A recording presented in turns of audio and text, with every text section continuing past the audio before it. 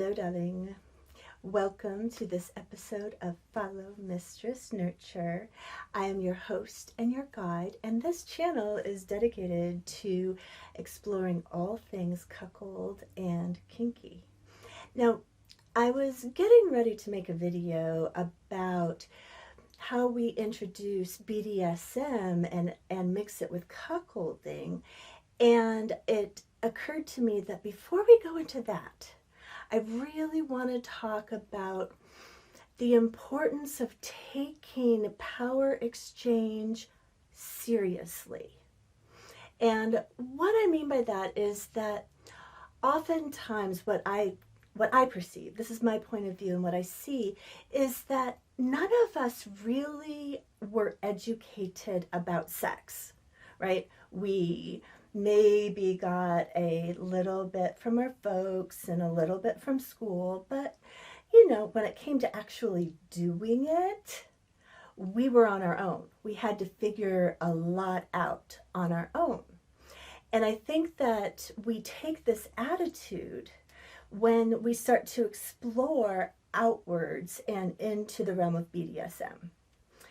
And before I get any further, sorry, I always forget this, but if you resonate with this material, please give it a thumbs up, follow the channel, get notifications, share it, comment, all of those things, please.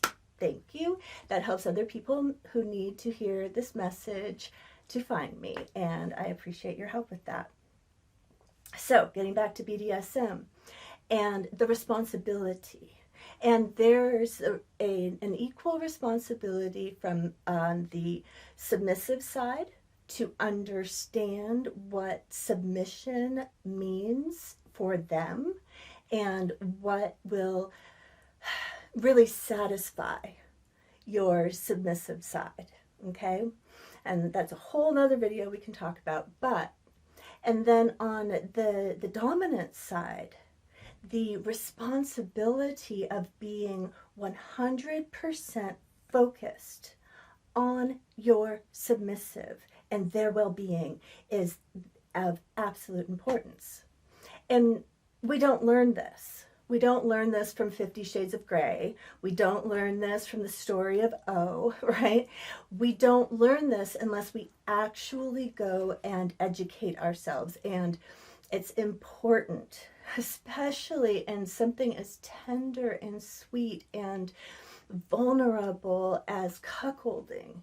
Before we go into chastity cages and humiliation play, it's really important to understand that both sides, you must educate yourselves so that you can engage in this behavior, in this practice that has risk involved. You have to be aware of the risks, right? You have to be sure that you are negotiating a consensual agreement that takes into account things like position and power dynamic within your relationship and how to be on equal footing when you negotiate, and then so that you can move into unequal when you play. But you have to understand that there always has to be a place where you come as equals, right? So we play with the superior, the inferior, and all of that. But this is the thing, is that what makes you submissive doesn't make you inferior. What makes you submissive doesn't make you less than.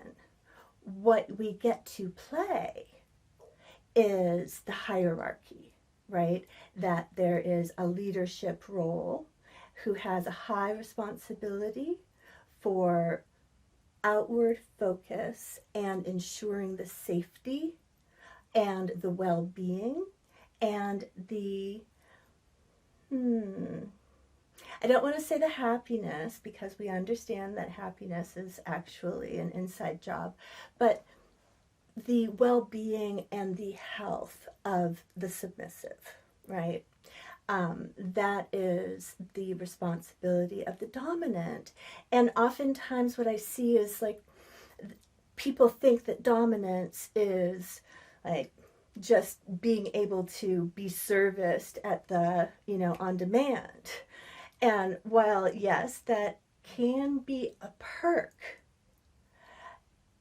if you are not aware of the responsibility that comes with that level of trust that your submissive is giving you, then there is a great danger for not only like a injury of your submissive, but injury to the relationship and a break of trust that, believe me, it is so much easier to maintain trust than it is to rebuild it. To please, before you jump into cuckolding, before you jump into taking any BDSM elements and incorporating it into your cuckolding practice, to be mindful and conscious and learn, okay?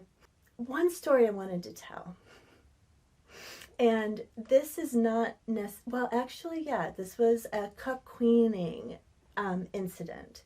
And so I was talking to a inexperienced dom who was had several subs, one that he lived with, and he was bringing another one over to cuck queen his live-in sub, and he was practicing mummification with his domestic sub. And so he had her wrapped up in plastic wrap, completely immobilized. See, it chills my blood when I hear this. It makes me so scared for what other people might be doing that is a similar mistake.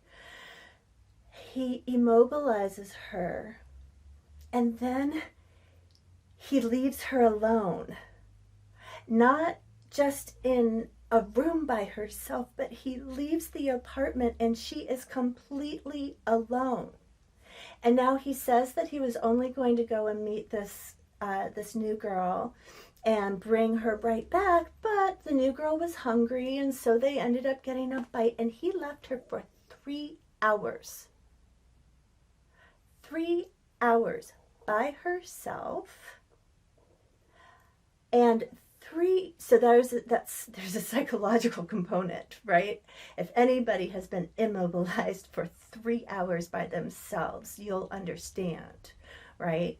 Just being locked in your room with nothing to do for 3 hours. Imagine that. Now imagine yourself immobilized, not knowing when your dom was coming back.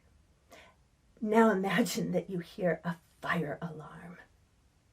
Imagine coming home from this date with a new sub to find your apartment building on fire and your girlfriend with plastic wrap melted to her skin if she's alive. This is the shit that happens when people do not educate themselves on how to keep their subs safe and how to keep safe as a submissive yourself. So this is a cautionary tale. This is what happens when we watch 50 Shades of Grey and we think that we can be a dom. Please don't let this happen to you. Please don't be that dom, and please, submissives, vet your dominance. It is a precious gift that you have to give in offering up your submission. Be sure that whomever you offer it to is worthy of your gift. All right. that's enough for me today. In the next video, we'll talk more about the particulars and some examples of how BDSM can be mixed in with cuckolding and the many very, very sexy combinations that come out of that particular branch of play. All right, my darlings. Mwah.